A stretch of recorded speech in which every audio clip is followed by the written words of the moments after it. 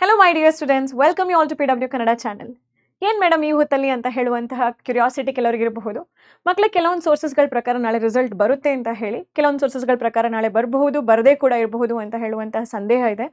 ಹಾಗಾಗಿ ನಾಳೆ ಅಥವಾ ಈ ವೀಕಲ್ಲಿ ರಿಸಲ್ಟ್ ಬರಬಹುದು, ಬಟ್ ಅದನ್ನು ಹೇಗೆ ನಿಭಾಯಿಸಬೇಕು ಅಂತ ಹೇಳುವಂಥದ್ದು ನಿಮ್ಮ ಕೈಯಲ್ಲಿದೆ ಮಕ್ಕಳೇ. Don't over stress, don't over think, ಆಯಿತಾ. ನೀವು ಬಹಳ ಇಂಪಾರ್ಟೆಂಟ್. ನಿಮ್ಮ ರಿಸಲ್ಟ್ ಎಷ್ಟು ಇಂಪಾರ್ಟೆಂಟ್ ಅಂತ ನೀವು ಅಂದ್ಕೊಂಡಿರ್ತೀರೋ ಅದಕ್ಕಿಂತನೂ ಹೆಚ್ಚಿನ ಮಟ್ಟಿಗೆ ನೀವು ಬಹಳ ಇಂಪಾರ್ಟೆಂಟ್ ಆಗಿರ್ತೀರ. ನಿಮ್ಮ ಇರುವಿಕೆ ಅಂತ ಹೇಳುವಂಥದ್ದು, ಅಸ್ತಿತ್ವ ಅಂತ ಹೇಳುವಂಥದ್ದು ಬಹಳ ಇಂಪಾರ್ಟೆಂಟ್ ಆಗಿರುತ್ತೆ.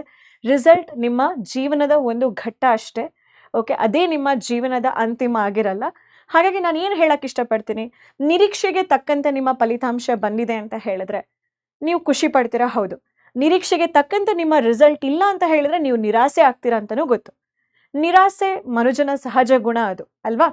ಇರಲಿ, ಆದರೆ ವಾಟ್ ನೆಕ್ಸ್ಟ್ ಅಂತ ಹೇಳೋದ್ರ ಬಗ್ಗೆ ಚಿಂತೆ ಮಾಡೋಣ ಹೊರತು ಏನಾಗುತ್ತೋ ಅಂತ ಹೇಳಿ ನಮಗೆ ಕಂಟ್ರೋಲ್ ಮಾಡೋಕ್ಕಾಗದೇ ಇರುವಂತಹ ಕೆಲವೊಂದು ವಿಷಯಗಳ ಬಗ್ಗೆ ನಾವು ಅನ್ನೆಸೆಸರಿಯಾಗಿ ಎನರ್ಜಿಯನ್ನು ವೇಸ್ಟ್ ಮಾಡಿ ನಾಳೆ KCT ಎಕ್ಸಾಮ್ಗೂ ಕೂಡ ಇವತ್ತಿನ ಒಂದು ದಿನದ ಪ್ರಿಪರೇಷನ್ಸನ್ನು ಅಥವಾ ನಾಳೆ ಮಾರ್ನಿಂಗ್ ಸೆಷನ್ಸ್ನ ಪ್ರಿಪರೇಷನ್ಸ್ನ ವೇಸ್ಟ್ ಮಾಡಿ ಏನಕ್ಕೆ ನಮಗೆ ನಾವೇ ಲಾಸ್ ಮಾಡ್ಕೋಬೇಕು? Correct. So I always tell you, result ಅಂತ ಹೇಳುವಂಥದ್ದು ಎಷ್ಟು ಇಂಪಾರ್ಟೆಂಟ್, ಅದಕ್ಕಿಂತನೂ ಹೆಚ್ಚು ಪಟ್ಟು ನೀವು ಇಂಪಾರ್ಟೆಂಟ್ ಆಗಿದ್ದೀರ ನಿಮ್ಮ ಪೇರೆಂಟ್ಸಿಗೆ, ನಮಗೂ ಕೂಡ. ಸೊ ರಿಲ್ಯಾಕ್ಸ್, ಓಕೆನಾ.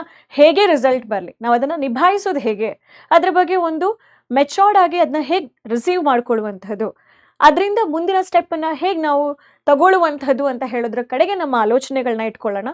ಅದು ಆ ರಿಸಲ್ಟ್ ಮೇಲೆ ನಮ್ಮನ್ನು ಬೇರೆ ಯಾರಾದರೂ ಜಡ್ಜ್ ಮಾಡ್ತಾರಾ, ಅಥವಾ ನಮ್ಮನ್ನು ಅವ್ರು ಹೇಗೆ ನೋಡ್ತಾರೆ, ನಮ್ಮನ್ನು ಇನ್ನೊಬ್ರು ಹೇಗೆ ಮಾತಾಡಿಸ್ತಾರೆ, ಅದರ ಬಗ್ಗೆ ಇರುವಂತಹ over thinking will never benefit anything to your life. ನಿಮ್ಗೆ ಏನೂ ಕೂಡ ಅದರ ಬೆನಿಫಿಟ್ ಕೊಡೋದಿಲ್ಲ ಲೈಫಲ್ಲಿ.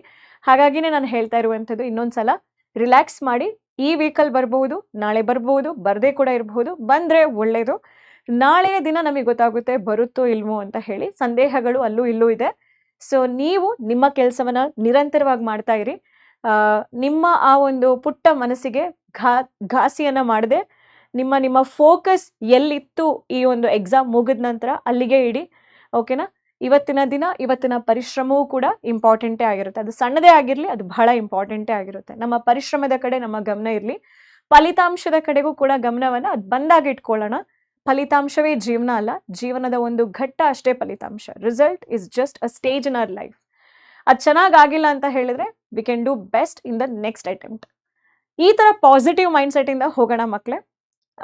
ಜೀವನದಲ್ಲಿ ನಗಲಿಕ್ಕೆ, ನಗ್ನಗ್ತಾ ಇರಲಿಕ್ಕೆ, ಎಷ್ಟೇ ಕಷ್ಟದ ಟೈಮ್ನಲ್ಲೂ ಕೂಡ ನಗಾಡಿ ಒಂದ್ಸಲ ಹೇಳ್ಕೊಳ್ಳಿ, I will manage this, I am good at it ಅಂತ ಹೇಳಿ.